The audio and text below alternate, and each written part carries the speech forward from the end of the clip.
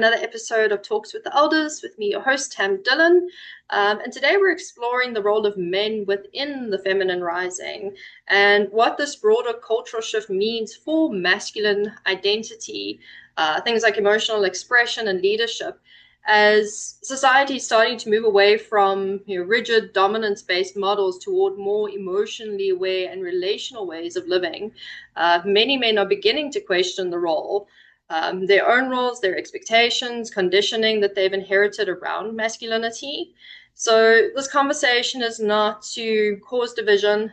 In fact, we're looking to do the opposite with that. It's about understanding how these systems have shaped both men and women, and what healthier and more balanced expressions of masculinity could look like moving forward. Joining me today is Chad Petersen, founder of The Story Catcher, where he helps people identify the invisible stories shaping their lives and rewriting them with intention. Chad's own path through multiple marriages, religious deconstruction, personal upheaval, and rebuilding led him into deeper work around identity, narrative, and transformation. So, Chad's perfect for this conversation. Now based in Ecuador, he leads transformational retreats and one-on-one programs through his proprietary Origin framework, blending narrative coaching, somatic nervous system work, and Andean wisdom traditions to help people reconnect with their authentic and true, and with what's true for them.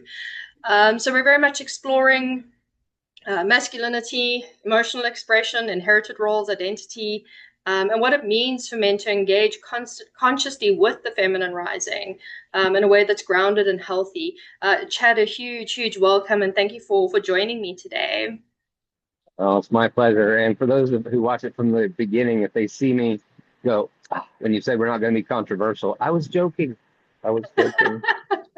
I mean, a little bit of controversy is okay in these conversations. We welcome all the angles. So, I mean, if you've got something controversial, let's go for it. Is it controversial, or is it just a different way of seeing things?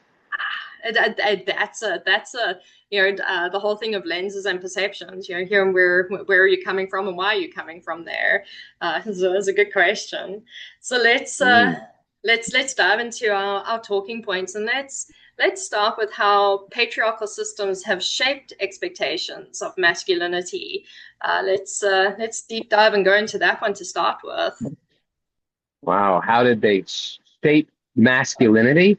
You know, you grow up as a kid, as a boy, and you're told boys don't cry, big boys don't cry, right? We were even taught that there's something we have to aspire to. Little boys may cry, but big boys don't. Well, I want to be a big boy. I don't want to be a little boy. Yes. So to be a big boy, I can't cry, right?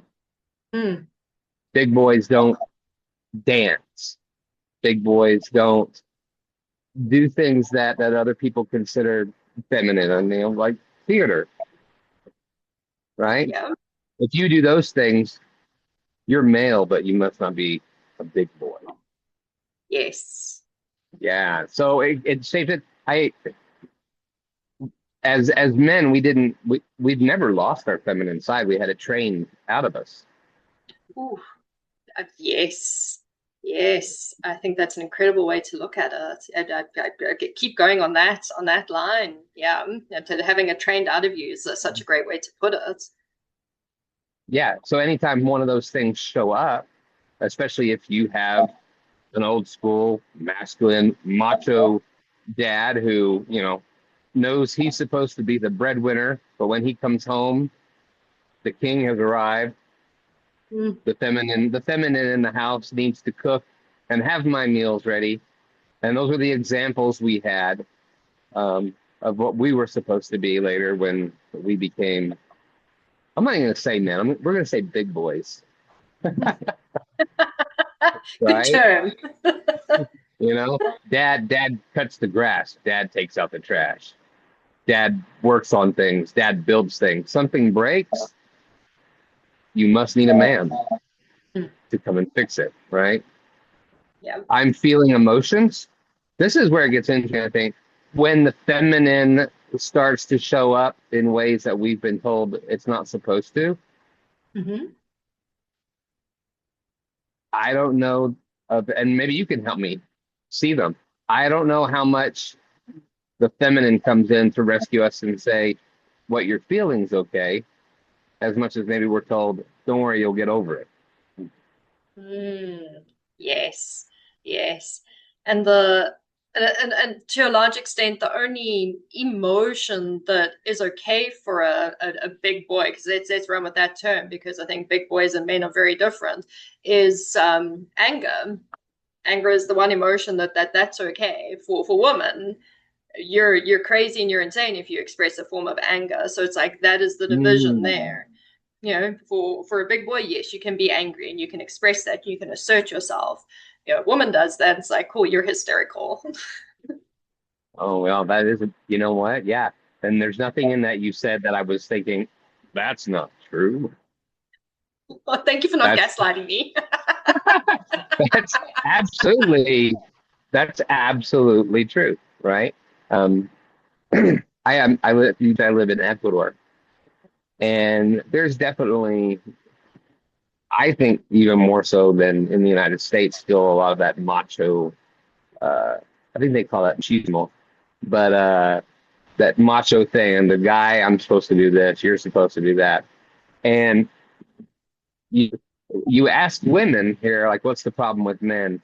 They're lazy and they drink, right?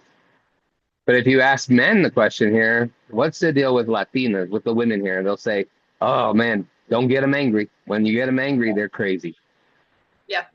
And it's literally what you just said. And I experience it here on maybe a louder scale. It's interesting and sad, you know. As I went on my own journey, I think the strongest thing I ever did was stop trying to be strong. Mm, yeah.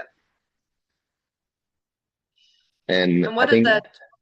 Yeah. What go was ahead. that process like for you? That like stepping away from being strong and give your definition of what you believe strong was as well. I'm very curious to hear that. Strong was having all the answers. Mm, Strong was being the provider. Strong was never being unsure. Strong was definitely not being able to sit in silence. Strong was holding back tears and emotions, right? And even anger, while it was apparently okay for the macho guy to get angry, it was still an emotion that meant I wasn't in control. And if I feel things, I'm not in control. My emotions are in control. And I'm supposed to be in control here, always here with the men, mm, not here, yeah. right? And when it starts to get overloaded and saying, I'm here, I'm ready to let me play my part, this shuts it down. No, no, no, no. Mm, I'm a big boy. So yes. for me, I had to in some ways become incredibly broken in order to get to where I guess I am now, where there's more balance. Mm, yes. And would you say in finding that balance that I mean, obviously people get a little bit caught up in linguistics sometimes, when we use the word masculine and feminine, instantly there's the gender divide that comes into that. So if we go and we use words like yin and yang instead, we all have that dualistic aspect to ourselves. We all have yin, we all have yang. So in breaking the self, would you say the balance is coming in to have more equal parts with the yin and the yang, and so forth, there a little bit more of the balance of the masculine and the feminine? Equal parts, but also allowing each of them to come in stronger than the other when that's what's needed, right? Yeah. Um, Here in the Andes, they have a thing called the Chicana, Mm-hmm. tagged on my chest. Um, and two of the points represent the sun and the moon. Yes. Okay. And the one represented by the sun also is the element of fire. of heat.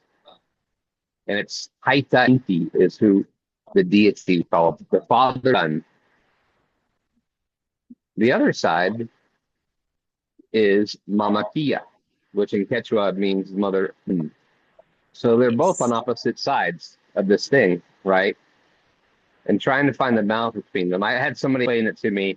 If you think too much, if you spend too much time with Taita Inti, with the sun, with the fire, meaning your thoughts control everything all the time, you get burned.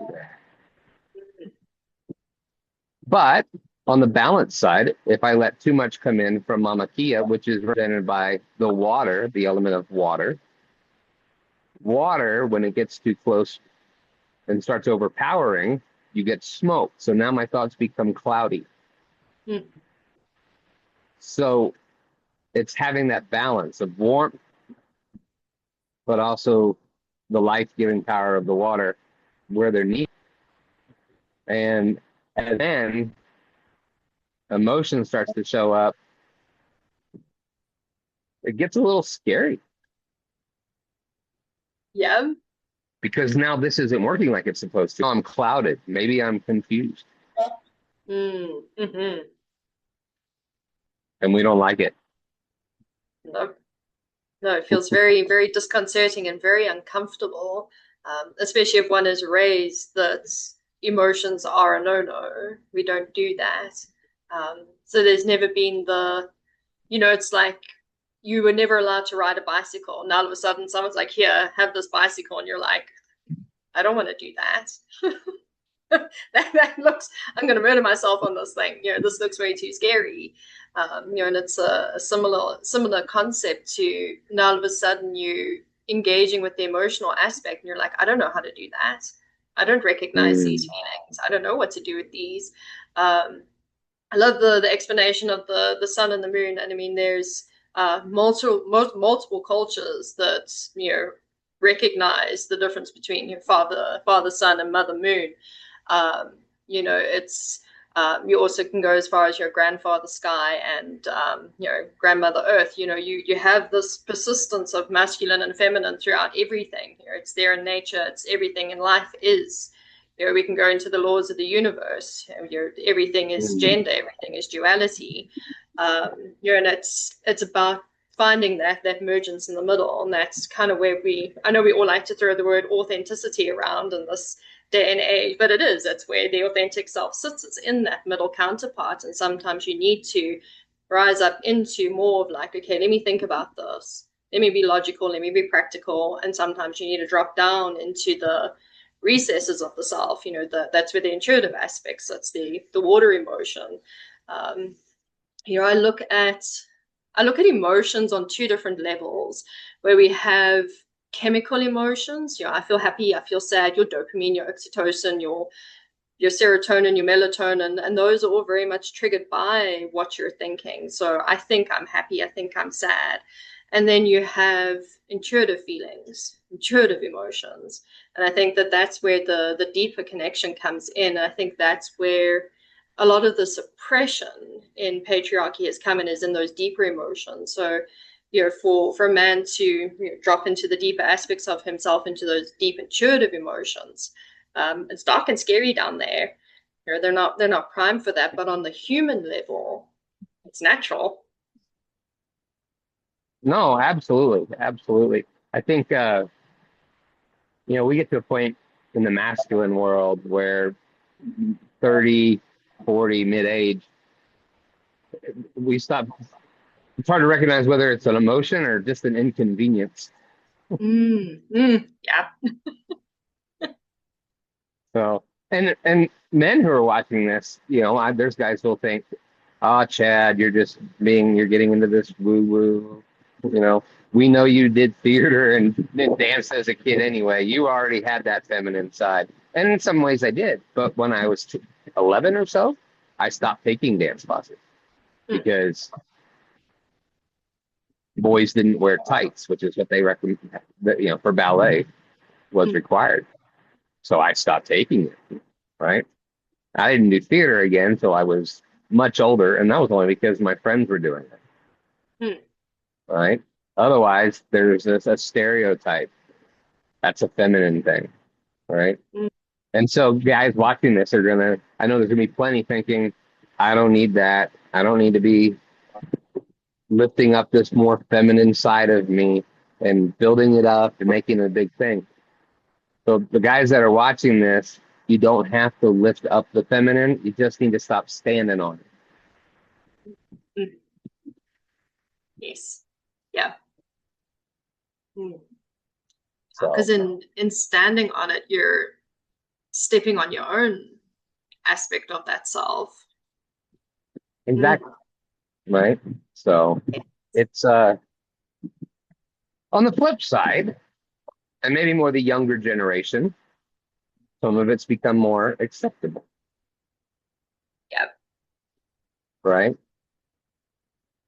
I would think maybe in some ways, sometimes maybe it's for some it's become the opposite way. Mm. That some of the younger generation is losing some of the masculine component because what do we always hear? We hear the word toxicity. Yeah. So now masculinity is bad. No, it's not masculinity is toxic. There's a version of masculinity that shows up in a toxic way, Yes. but it's also so it's also avoided. Mm. So while the feminine is coming up, unfortunately, what we're also I think we're seeing in many people is the masculine going down. And that's not the goal either. The goal is to find that harmony, that balance that you talk about. Right? The center of the Trikana is a circle, and part of it's represented by Aini, A-Y-N-I. I always pronounce it wrong. Aini, um, which means reciprocity.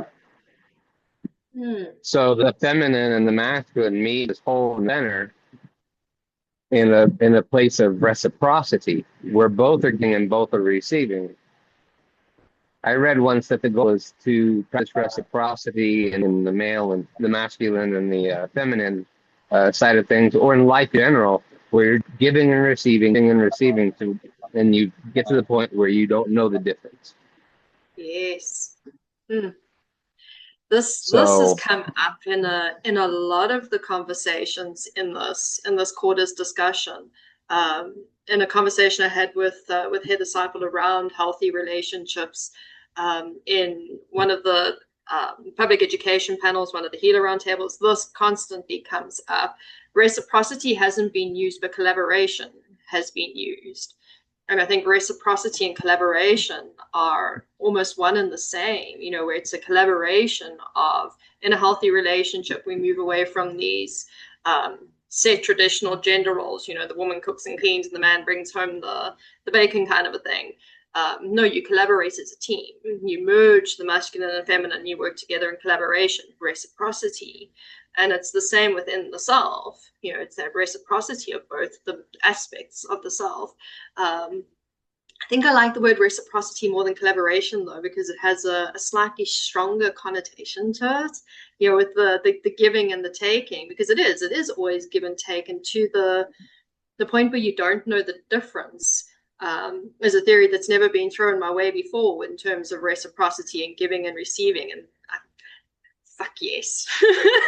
I love that. I love yeah, that like because yes. So you don't know the when when difference. you're when you're in this place of reciprocity, like you said, it's you give, you receive, right? Mm, Not take. There's no yes. taking in reciprocity Mm, because that eliminates the giving. It also eliminates the receiving. If you take, I didn't yeah. receive. And if I Mm, take, you didn't give. So it's giving and receiving. And there's, I think, a better balance because I can collaborate with somebody on a mm, project. I collaborated with we've all done it in school. Group mm, project, we're all collaborating, but does everyone equally give and receive? mm. In collaboration, it's very easy for there to be an inequality Yes. and for Yes. there to be taking. There is no taking in reciprocity.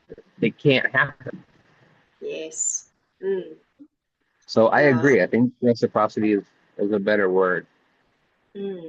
course, now I have to figure out what I'm going to do when I meet somebody who's, in similar work and whatever.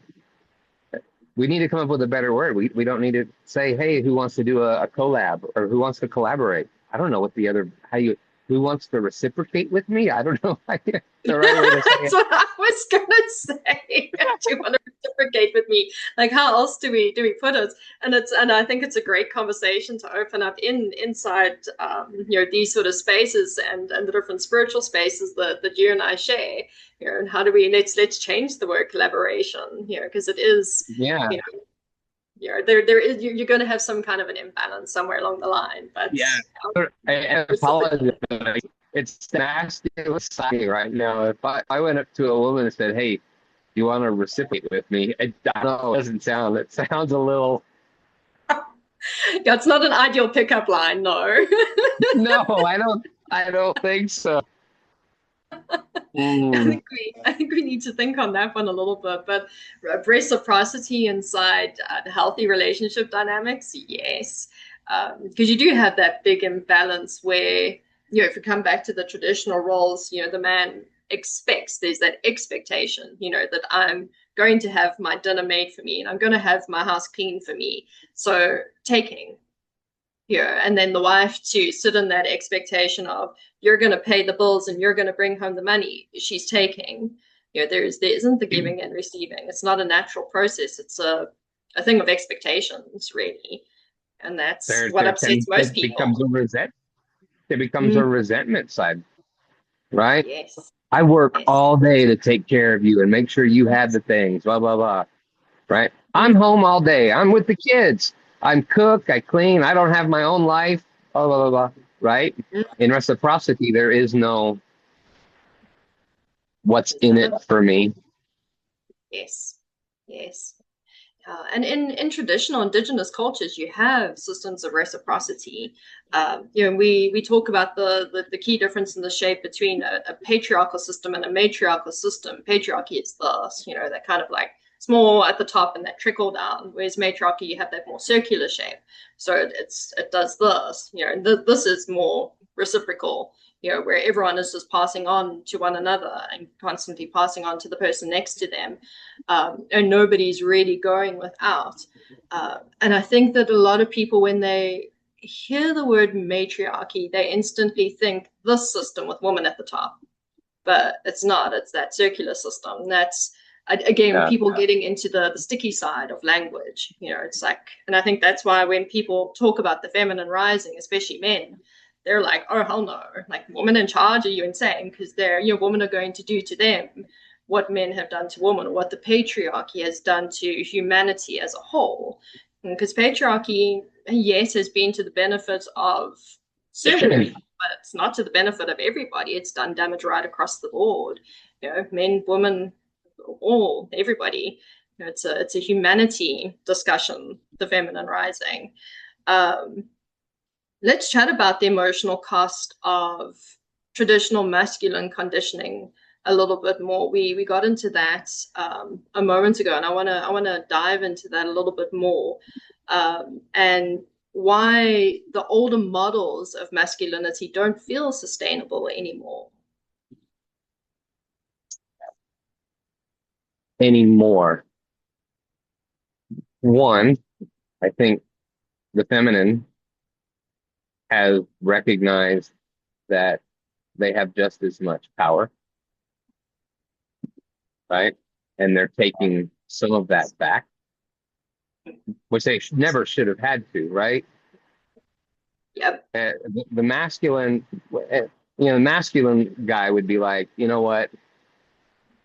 I am going to be open-minded. I'm going to do all of these things because I support the feminine. I'm going to help clear the path for you. The truth is, we don't need the masculine to clear the path. We need the masculine to just stop being the obstacle itself. Yes. Right?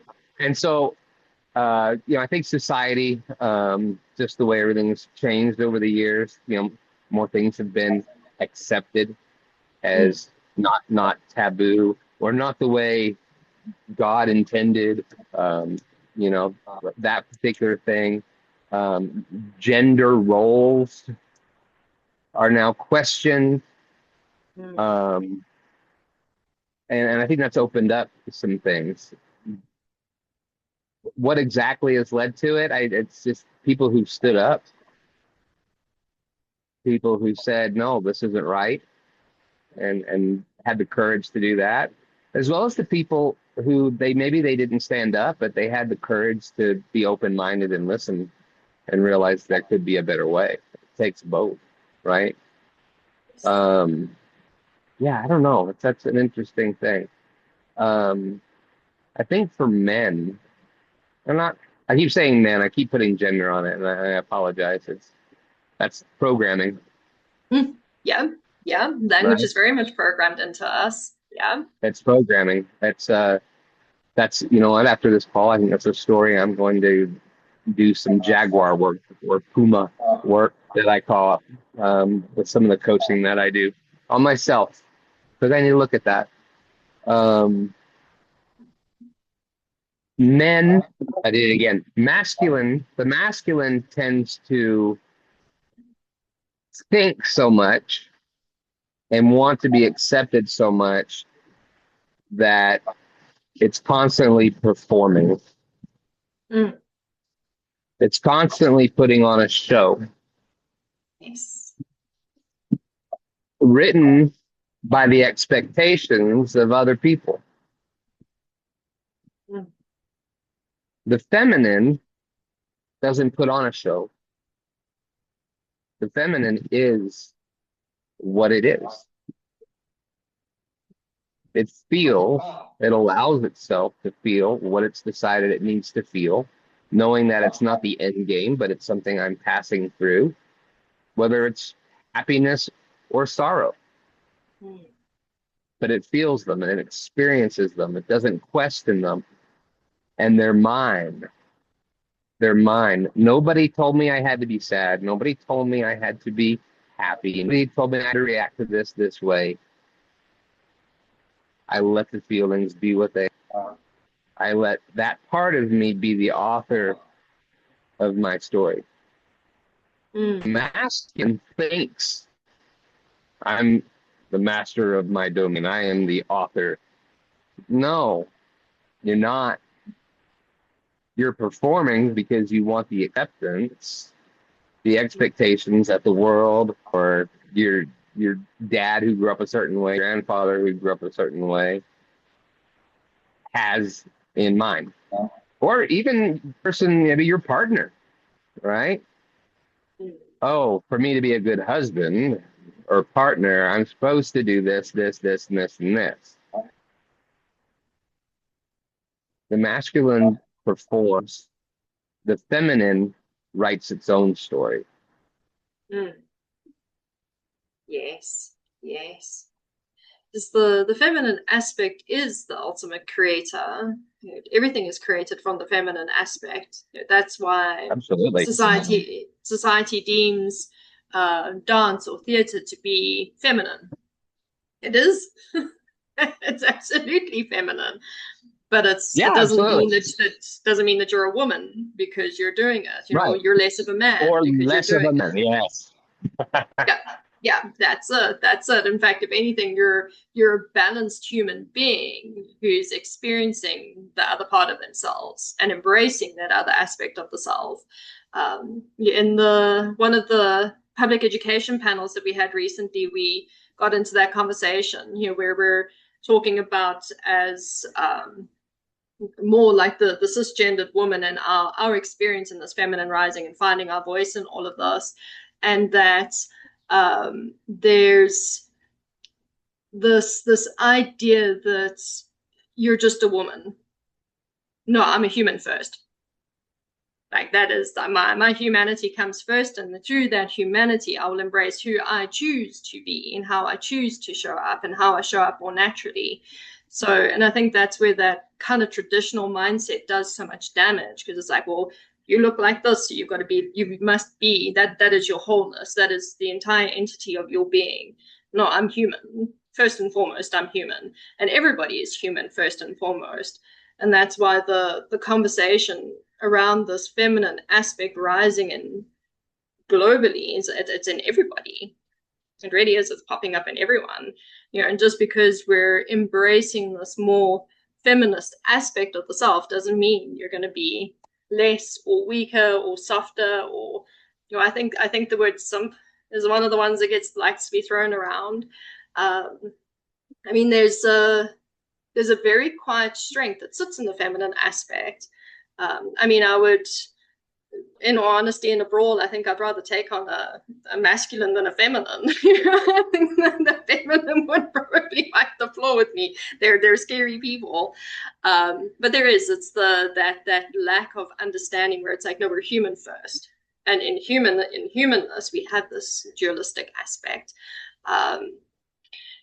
The difference between losing power and redefining power. So in the kind of the shift that we have going on, we have this huge, obviously, surgence inside what we like to call the manosphere, where they feel all authoritative and all empowered. That redefining, like, what is power when it comes to looking at things like the masculine and the feminine aspects? That's a good question. I lost you for a minute there, so I didn't quite catch everything. I don't know why my audio went out, but maybe I see now. There was a phone call that tried to come through, even though I have it on Do Not Disturb. It still shut me down for a moment. So I'm going to ask if you can ask the question again. Absolutely, yeah, no problem. So the difference between losing power and the redefinition of power, especially in the more masculine spaces, and I referenced obviously the manospheres, this huge weird red bull surgence that we have going on, where they feel very empowered and very strong and very masculine. But what is power, and how do we redefine that? What does healthy power look like? Or is power even real? Ooh, throwing back some good questions. I don't have the answer. This is just what's popping into my head right now, right? So sorry for the awkward silence, folks. This is the question that just showed up out of nowhere. You know, is power something that naturally occurs, or is it power something that we created and accepted as being?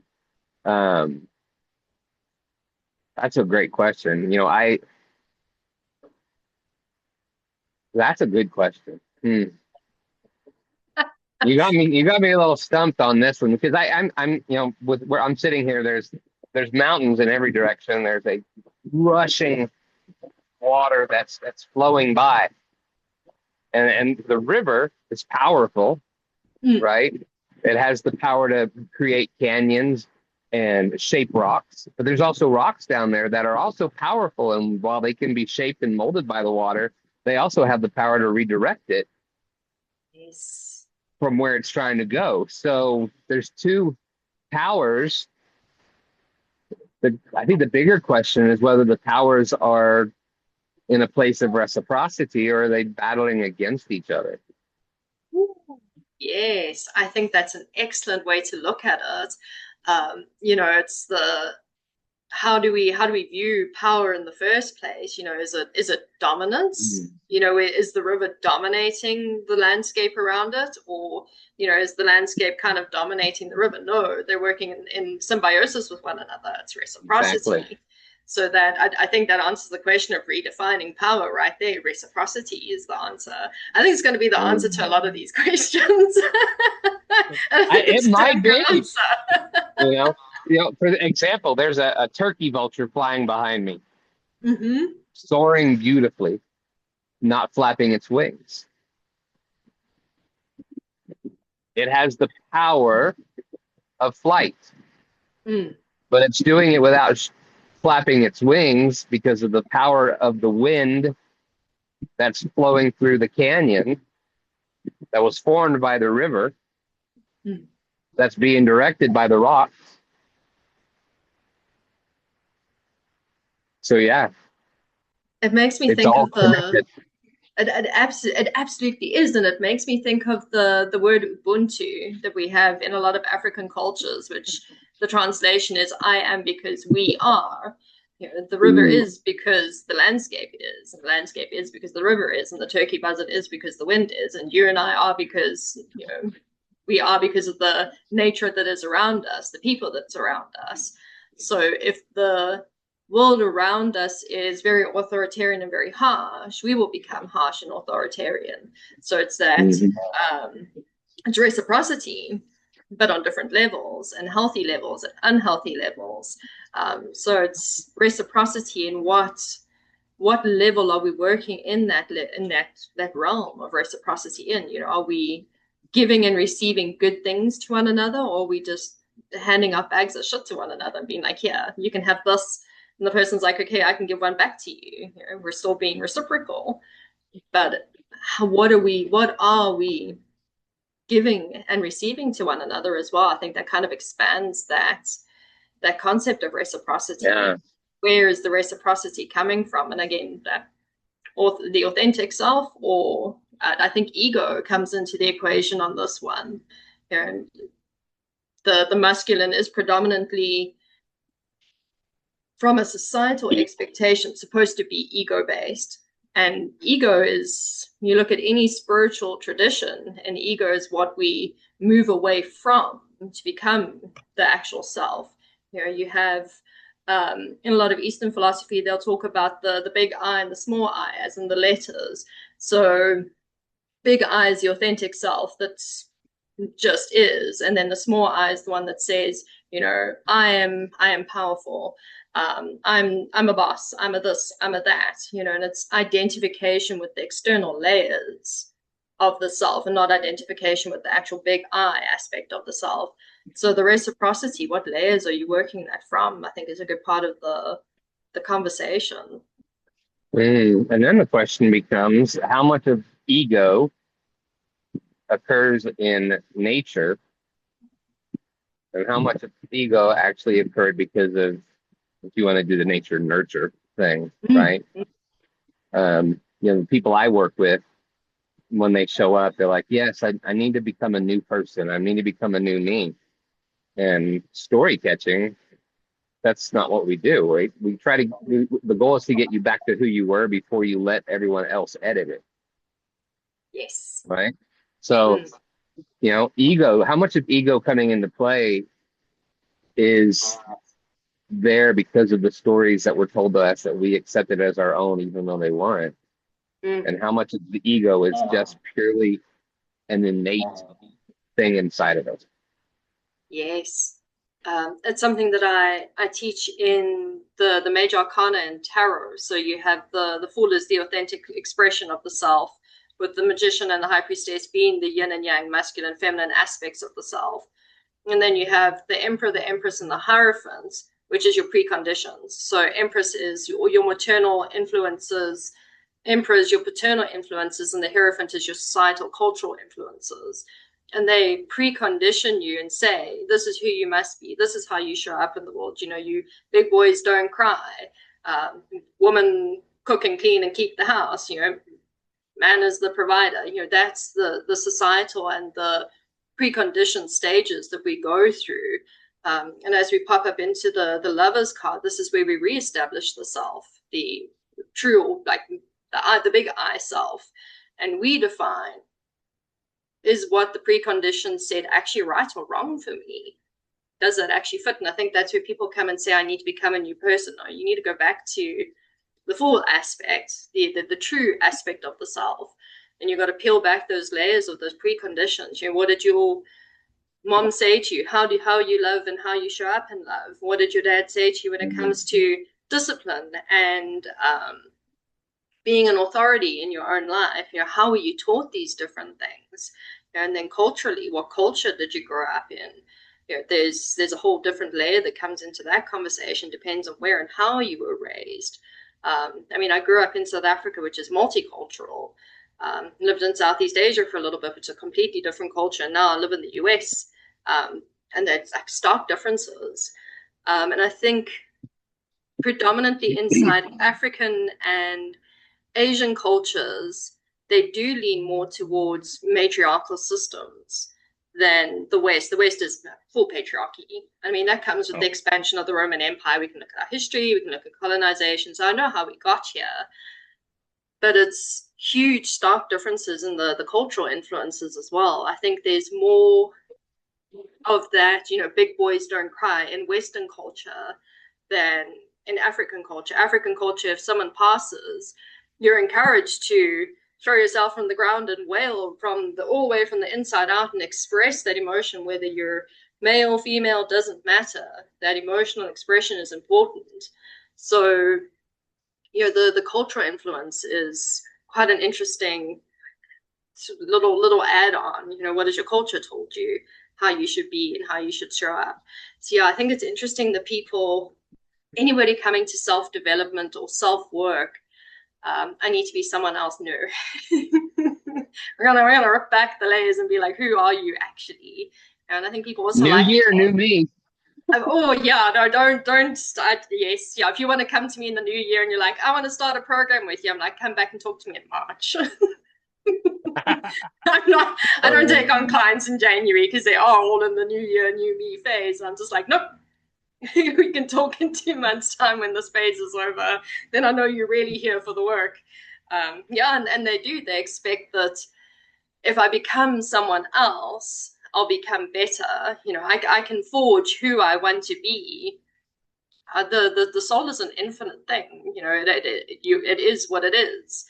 And it's about getting back to that, and all your spiritual practices will do exactly that for you. Mm-hmm. Yeah. It, the phrase "I can become who I want to be," but who you want to be should be who you always were supposed to become. That's before Right? everybody told you who you should be. Yeah. Right. Mm. So yeah, no, this is a fun little conversation. I figured it would be. So no, I love it. I love it. So, it's even you talk about the Western culture, right? It's very me centered, right? Mm, And self-reliant. That's a very masculine trait, right? yes. We go look at the mountains and we're like, okay, we see the strength of the mountain. Wow, Mm, it's huge, it's big, it's rocks. But the masculine misses the beauty and the connection. yes. And that's sad. Yeah. You're missing out half of the experience. Yeah, here you can't see it today. It's covered by clouds, but there's a volcano Ooh. called Mama Tungarawa.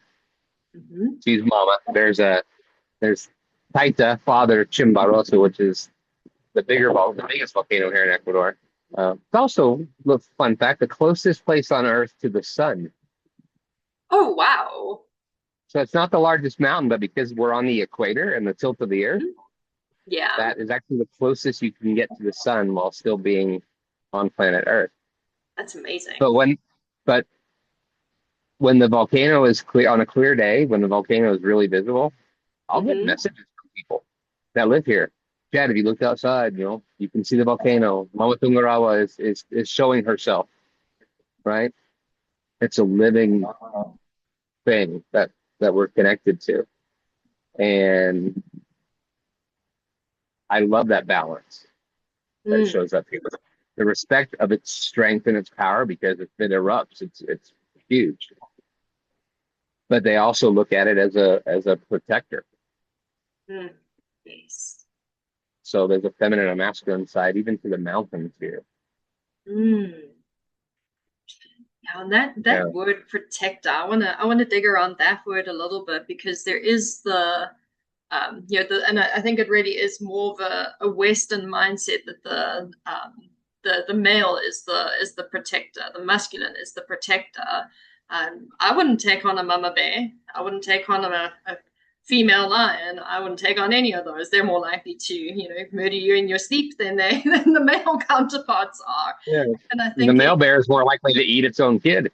yeah, that's it. There's I mean, the saying, hell hath no fury like a woman scorn, that's that fierceness to be protective, I think is more innate in the feminine aspect than it is in the masculine aspect. And that brings me back to what you're saying earlier about the performative aspect that comes in with masculinity, where they've got to perform being the protector and perform being the provider.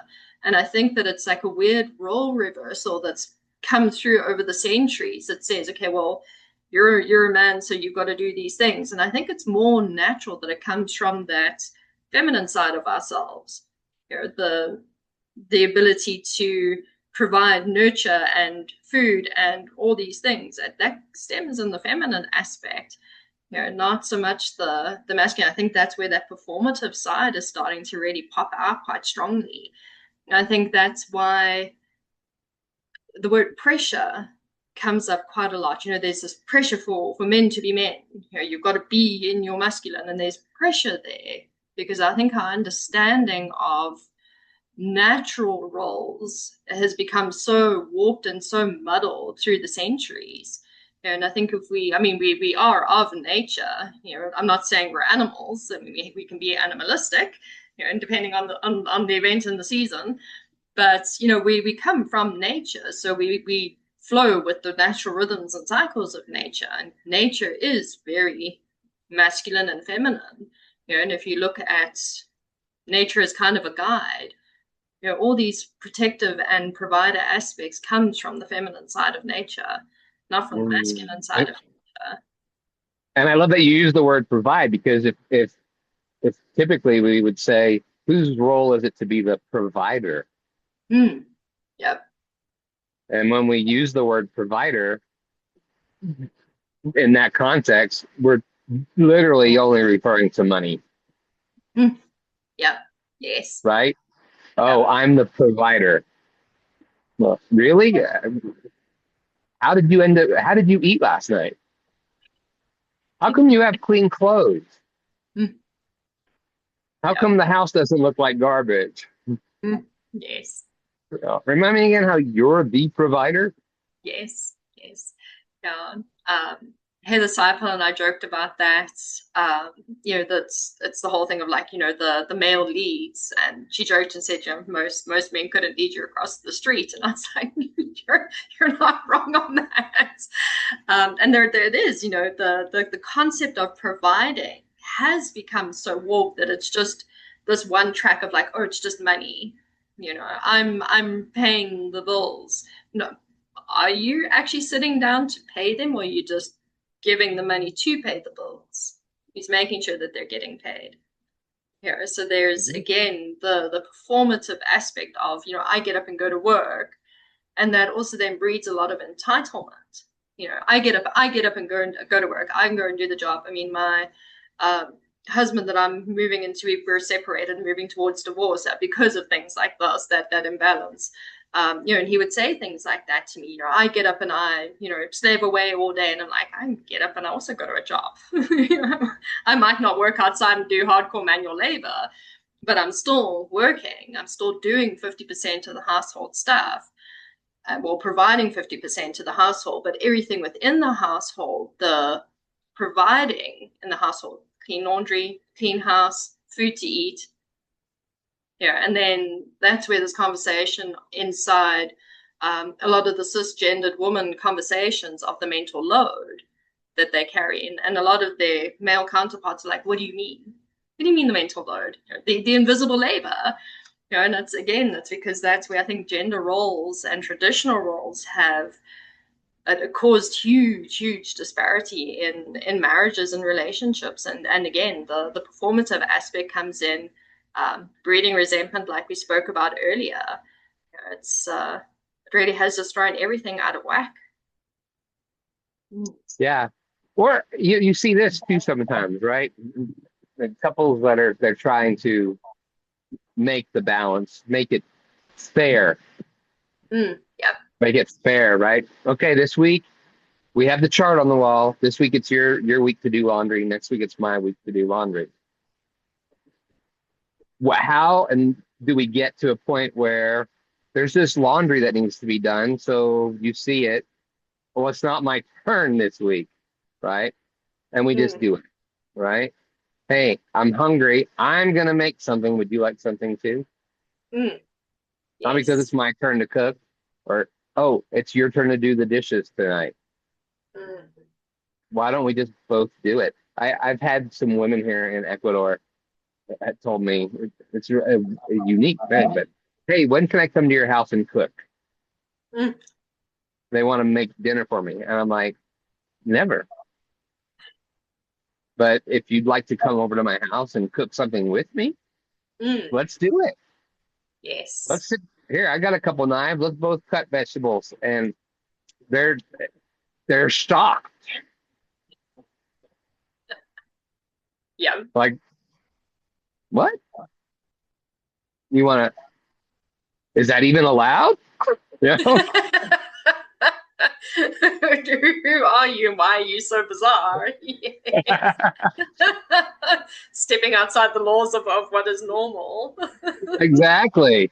So, And that's the whole thing of why where there's so much imbalances. It's like you can try the charts and you can try the systems, and relationships are not always 50-50 or 100-100. Sometimes it's 20-80 because we're human having human experiences first. So it's like meeting your partner where they're at. What is your capacity like today? What kind mm, of day did you have today?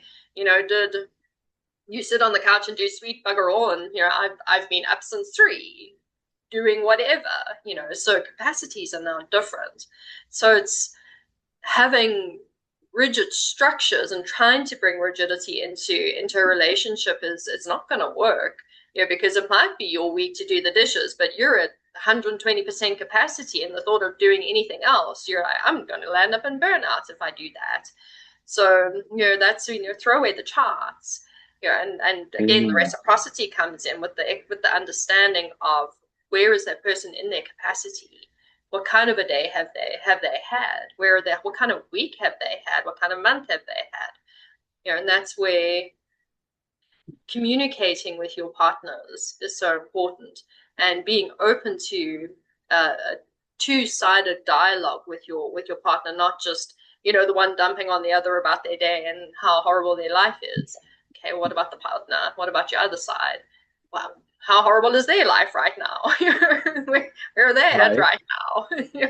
Mm, The question then becomes men right now, let's say 45 to early 60s in the West, mm, typically in the West, um, who don't have this connection to the feminine.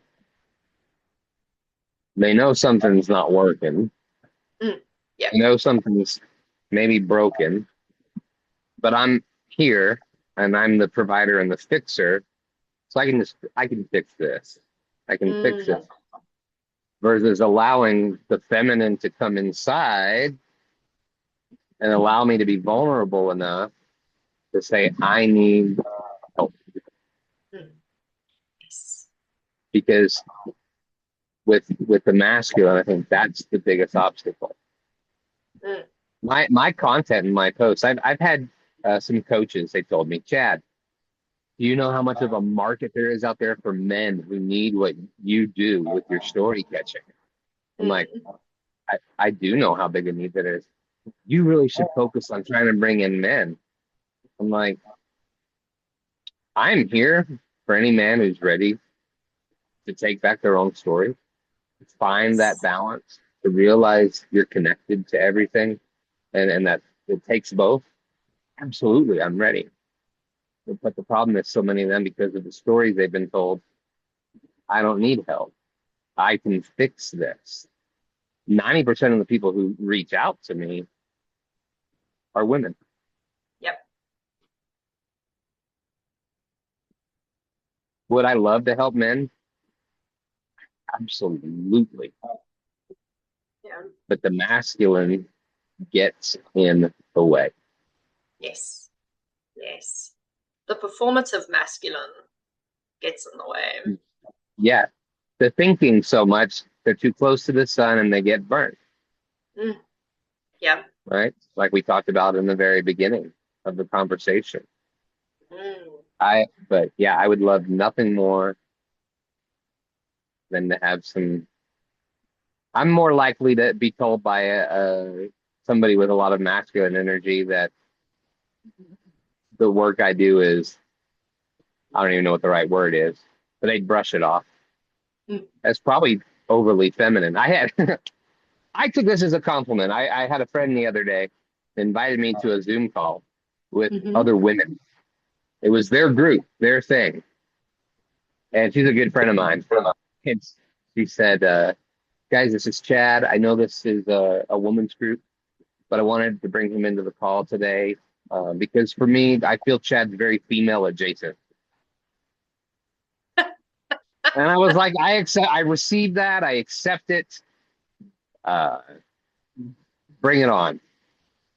But for most men, if somebody told them that, they would, Be offended. what are you talking about? Their voice would get lower. They'd stand up straighter. They'd push their chest out, suck in their beer belly. What are you Yes. talking about? All right. Yes. I own a nail gun.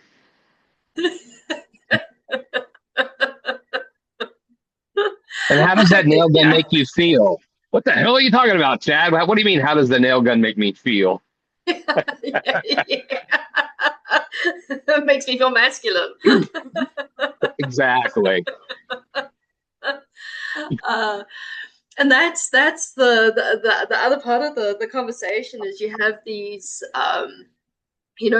goddess empowerment workshops and these female only retreats and things. And yes, because we have been so systemically suppressed throughout the centuries, and we want to have our safe spaces to do our work.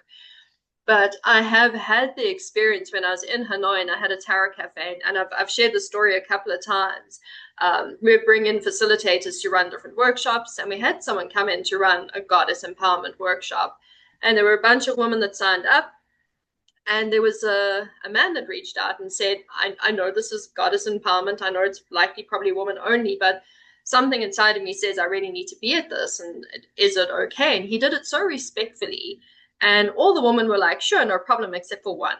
She was like, no, no, no, this is a woman's space. Must be kept safe. So he wasn't allowed and landed up, she couldn't come on the day. So the facilitator reached out to this man and said, well, she's not going to be there. We don't mind. Come on and, join us. And out of every single participant that was there, he was the one person who had the biggest shift out of everybody in that group. Like he came back days later and he was like, I feel weird. I feel weird. I feel emotional. I feel different. Like what is happening to me? And he came back a couple of days after that and he was like, that workshop was incredible. And I watched him and the different participants, and he was so engrossed in doing the actual work. He was an active participant. And I think for women, they kind of come to these things and it's like a tea party really at the end of the day. It's just a bunch of hens in a hen house, gibbering and jabbering about their things and not actually doing any work. Here comes this man and arriving, and he has this huge life altering experience that a woman initially said, no, you can't be part of that. So this is where that feminine rising, like we gotta open up the circles, you know.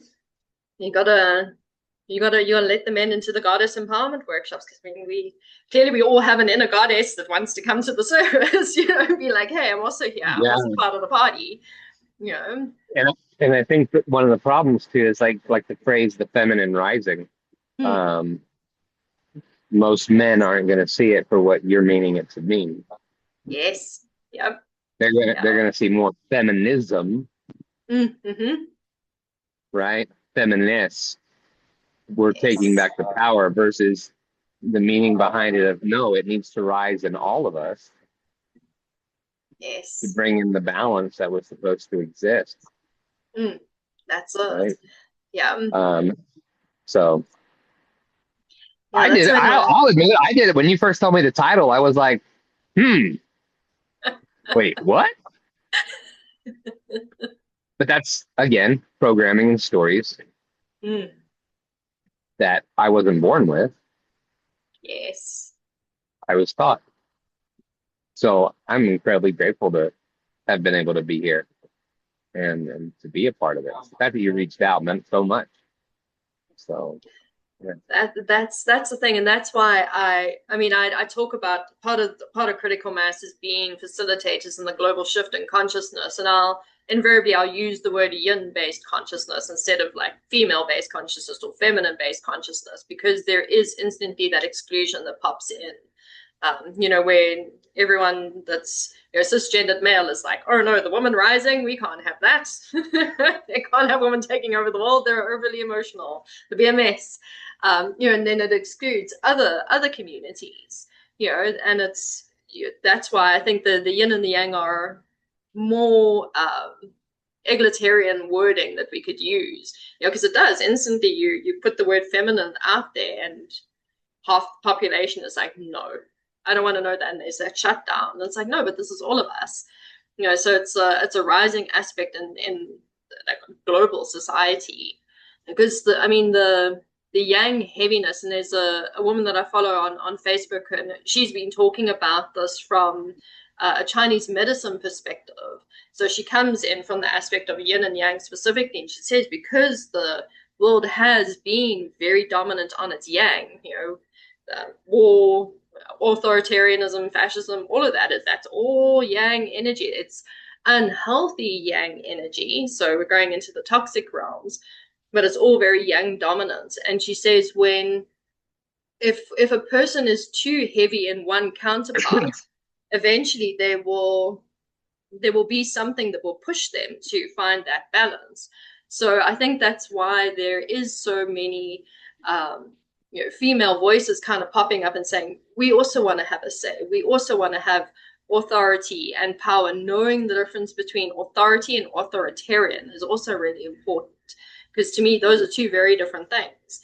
Having authority within the self, having empowerment within the self. But when you're dominating and being authoritarian, now that's something different. We're going into those unhealthy realms. And as much as we have toxic masculine, we have toxic feminine. With women trying to, rise into this whole, yin aspect of themselves, they're going straight over into heavy, heavy masculine energy and becoming toxic in their masculine instead. The boss bitches, and the ones that sit at the top of the ladder, and I dominated my way up to the top here. I mean, you're just sitting in your yang. When you're sitting in your yin, like what are you doing? You're just perpetuating the cycle. And That's a t-shirt right there. You're sitting in your yang. Yeah, that's exactly. You're not rising in your feminine aspect at all. You're just going deeper into the other realm. And everybody talks about women being in their masculine right now. And I think it's because they're trying to find their authority and where their power actually sits. And because all we know is yang, that is what power looks like. I think a lot of us are kind of just leaning straight into that. And it's like, no, you gotta come the other side. Come this side here. Yeah. Find the balance properly. Mm-hmm. I love it. Let's chat about as we start to close this. I've got two more things to kind of throw at you. Let's identity conditioning and the stories that men inherit about themselves. We've chatted quite a lot about that. So hinging off of that, what would balanced masculinity look like moving forward?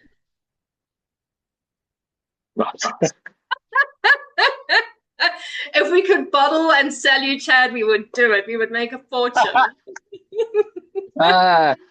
Maybe bottling and selling me who I am now, but not the version of Chad who was divorced 3 times. Right? So what does it look like? Wow. What does it look like?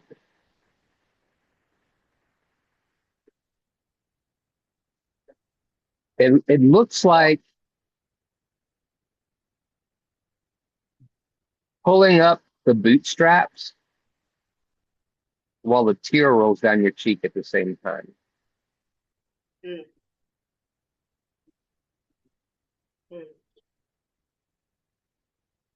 That's what it looks like. Yes. It's like a molding of being hard and soft at the same time and allowing them to coexist at the same time. Hmm. Mm. Yeah. Being able to feel, allow the feelings, but also not letting them take control, right? It's that balance. It's not thinking so much that you get burned, not feeling so much that you drown, Mm. right? It's being able to have a fire that's kept under control because there's a ring of water around it. Um, and it's peaceful. Yes. Mm. It wonders how the bird flies while also being able to just enjoy the mystery.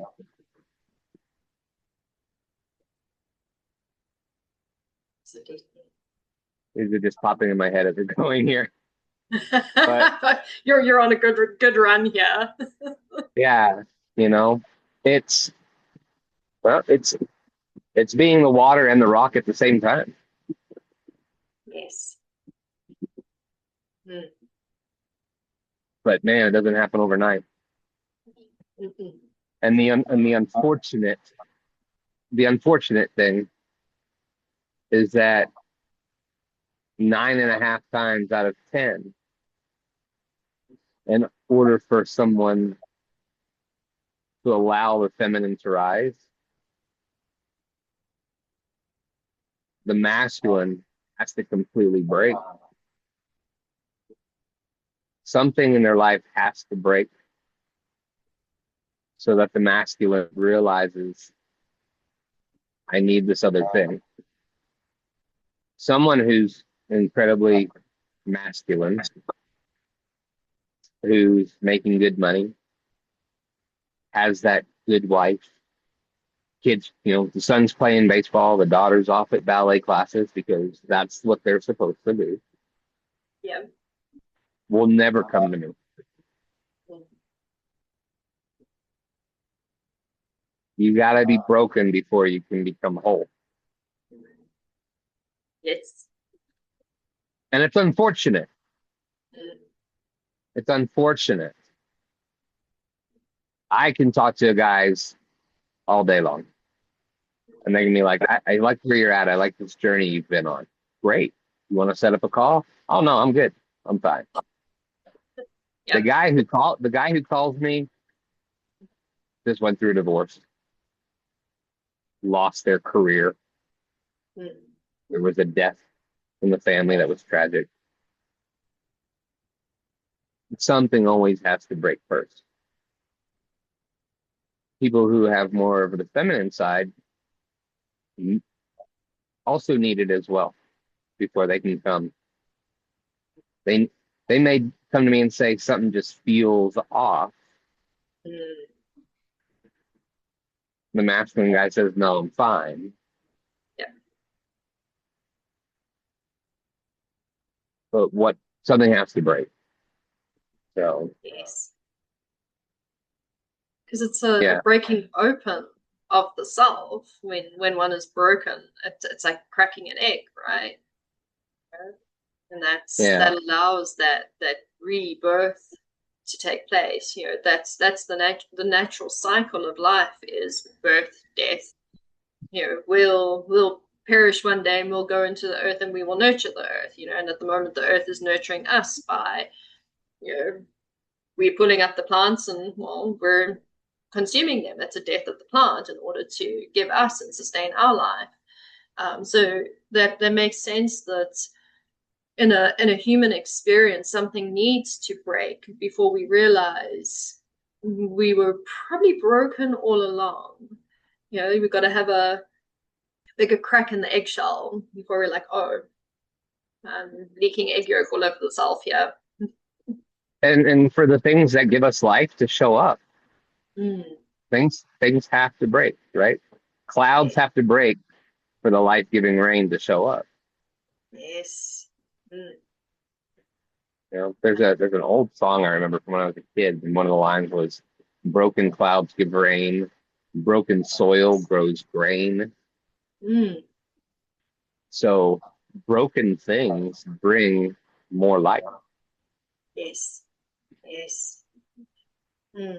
But There's choosing to break versus having something that's outside break us, that's the difference, right? It's yes. hard to just say, you know what, I need to break this so I can become whole. Typically it's something that happens to us, for lack of a better phrase, Yes. that brings the brokenness. Yes. Yes. Like you say, some kind of a disaster, death, divorce. Um, and I mean, in human experience, death, divorce, and massive moves are the three biggest stresses that any human could go through. They're the things that will wipe people out completely. Just dismantles their entire life around them. Um, we've got the Tower card in tarot, which is chaos and destruction, but it's necessary chaos and destruction in order to bring about transformation. You've got to dismantle the tower, and the tower needs to break in order to build something new and bigger and better. I've got the saying that death, taxes, and tower cards are the only inevitables in life. That's like we're going to deal with those, whether we want to or not. And eventually, something somewhere will break someone. And that's where people like you exist. And you're like, okay, you're ready now. Let's rewrite your story. Let's first understand the stories you've been telling yourself before we can rewrite Right. that now. Yeah, And not even rewrite, like we mentioned earlier. Let's get back to the story as it originally was meant to be. that's Before what. you stopped and you started handing out pens to everybody else. Yes, And now yes. you don't have one. Mm. You're just on stage performing what everybody else is writing. Oh, that's beautifully put. If someone is ready to do the work with you, how can they go about finding you and working with you? And if you want to give a little bit more insight into the work that you do. Yeah, so they can go to thestorycatcher.com. There is a book of discovery call. I'm not sure if I like that phrase, but that seems to be like the going phrase we use. Um, it really isn't a discovery call. It's a free 1 hour story catching session. I actually give you some questions to answer beforehand so that when we get on the call, you're not having to introduce yourself or tell me anything. It's a 1 hour call of us doing the work. Mostly you doing the work. As it should I be. listen. I listen. And I help you realize the moments where you say the thing that's part of your original story, you just aren't aware of it. Mm. Or the things that you're saying that you think are your story, but they aren't. So they can go there and have a whole free hour with me. I do one-on-one coaching. It's a 4 month thing that we do. Mm-hmm. Lots of tools that they get to help them with various things along the way. I kind of combine narrative coaching, narrative therapy principles with Andean. The word is cosmovision, Mm. but things that have to do with the symbol on my chest. But it is nothing that's done in a way that will distract or belittle whatever your faith is. So uh, someone can't come and say, "Oh, I can't work with you, Chad, because what you're doing is contrary to my religious beliefs." Everything is principle based. Principles are eternal, and they are relevant to everyone. People who work with me for 4 months, I give them a retreat here in Ecuador, Mm-hmm. absolutely free. Um, so you work with me for 4 months. You have a 6 day, 5 night retreat here in Ecuador made available to you where we bathe in the waterfalls, we play with monkeys, we uh, witness the plenty that the earth provides by going to the markets and recognizing, or not recognizing, uh, witnessing and experiencing fruits and vegetables you never heard of. And we teach you how to dance again. Cool. Yes. So many of us in our adult life uh, forget that joy is nourishment and a necessity. It's not a reward. You don't need to earn joy. You need joy. So we do a salsa class one night, and then we take you out dancing.